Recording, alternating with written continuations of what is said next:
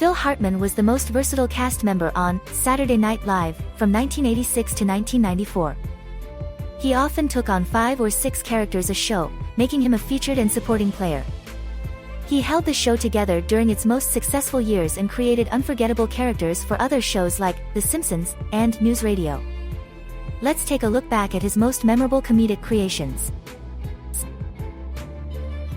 SNL's Phil Hartman brought us the hilarious and unforgettable character of Eugene, the anal-retentive chef.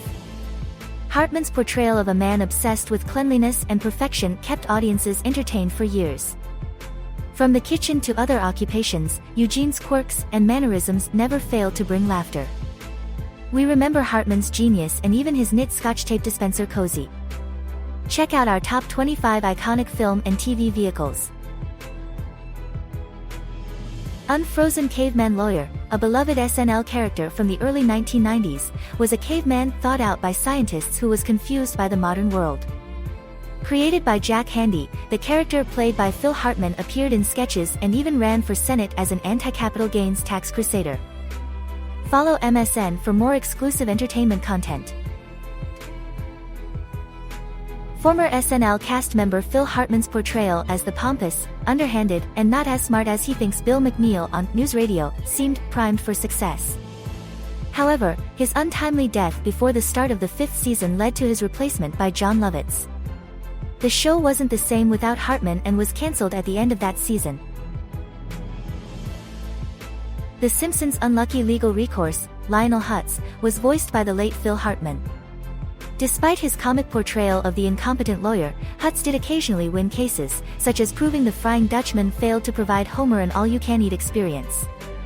Check out MSN for more entertainment news. In the mid-1980s, Joe Piscopo was considered to have the definitive take on Frank Sinatra, but it was toothless due to his reverence for the crooner. Phil Hartman's version on The Sinatra Group was boorish, arrogant, and dismissive, featuring a panel with Billy Idol and others.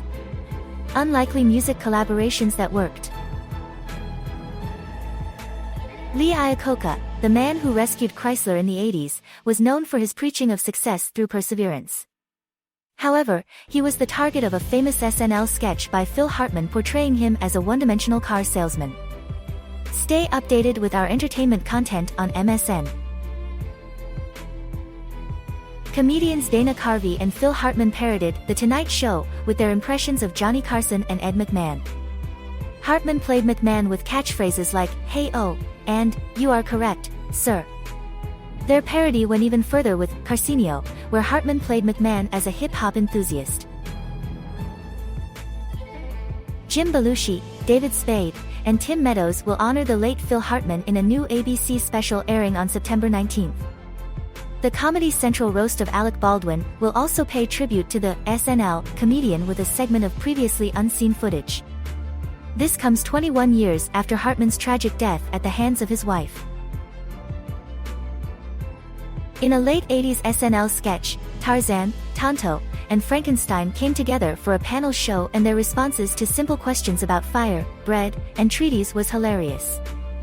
Frankenstein's actor corpsed and the character became an instant hit. The trio returned for seasonal songs and a soap opera. Phil Donahue was the focus of an SNL skit, with comedian Phil Hartman playing the talk show host. Hartman's impression was accurate, exposing Donahue's provocative style and lack of substance. Follow MSN for more entertainment news. In a comedic skit, the late Phil Hartman portrays a slightly annoyed Jesus Christ who has to deal with annoying characters like David Spade's gatekeeping secretary and Sally Field's overly solicitous evangelical mother. Hartman subtly conveys his contempt for these characters without breaking, making for an entertaining performance. Daryl Hammond's Bill Clinton impression may be the one people remember, but Phil Hartman's version was the first to hit SNL. Hartman's Clinton was a jogging hillbilly who hung out at a McDonald's between bites of fast food. Check out more entertainment content on MSN. News alert: Troy McClure, known for movies like Jagged Attraction, Give My Remains to Broadway, and Today We Kill, Tomorrow We Die, is making waves. Voiced by Phil Hartman, the B-movie actor shown in the stage musical edition of Planet of the Apes. Plus, don't miss out on our list of the best sophomore albums ever. In a throwback sketch on Saturday Night Live, late comedian Phil Hartman impersonated Donald Trump and humiliated his ex-wife Ivana. The sketch is unnerving to watch as Hartman nails Trump's mannerisms and the lopsided dynamic plays like it was written by Trump himself. Follow us on MSN for more entertainment content. Ronald Reagan's much-ridiculed senile behavior was the subject of an all-time classic SNL sketch, where it was revealed to be a clever ruse. Phil Hartman played Reagan in the sketch and portrayed the president as a cunning leader who masterminded the entire Iran-Contra deal. PBS Discover host Hartman's clueless portrayal of former Mission Impossible star Peter Graves, an iconic character similar to Leslie Nielsen's Lieutenant Frank Drebin, appeared to have presaged Will Ferrell's Space, The Infinite Frontier with Harry Carey. Catch more exclusive entertainment content on MSN. Comedian Phil Hartman's soothing voice made Deep Thoughts by SNL writer Jack Handey even more hilarious. A spoof of spiritual affirmations, the book was incomplete without an audio version read by Hartman. Charlton Heston, known for his roles in Ben-Hur and The Ten Commandments, was parodied by comedian Phil Hartman in the late 1980s. To make the impression feel more than just a rich little bit, Hartman placed Heston in ludicrous scenarios, such as an audiobook of Madonna's Sex book. In the skit, Heston struggles with the profane text while being hectored by Screw magazine editor Al Goldstein, played by Danny DeVito. Check out more of our entertainment content on MSN. Televangelist Jimmy Swaggart's sex scandal was mocked on SNL's The Church Lady sketch.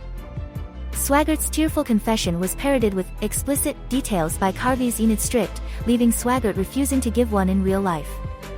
Despite being unable to find an image of the hilarious skit, check out some great concert films. Captain Carl from Pee-wee's Playhouse dies at 84.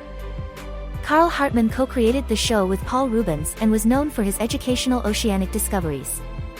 He left after the first season to join Saturday Night Live. R.I.P. Captain Carl. In a hilarious sketch, the late Phil Hartman plays iconic film critic Roger Ebert alongside Kevin Nealon's Gene Siskel on At the Movies. They review new adult films with deadpan professionalism, treating them no differently than Scorsese's latest. Hartman may not look like Ebert, but he perfectly replicates his deadpan delivery. Actor Phil Hartman's portrayal of Admiral James Stockdale, H. Ross Perot's running mate in the 1992 presidential election, was a highlight of the show. Hartman hilariously exaggerated Stockdale's infamous, "Why am I here?" moment during the debate and his subsequent abandonment by Perot.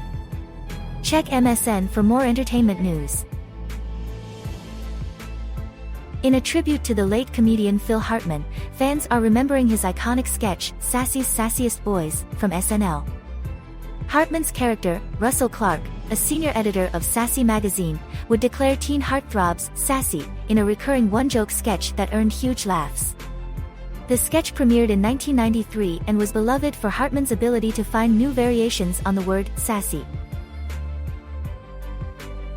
Dick Button, a gold medal-winning figure skater, gained popularity for his commentary during the 1988 Winter Olympics. Tom Hanks starred in a sketch mocking Button, featuring an American skater doing a terrible routine to the theme from Bonanza.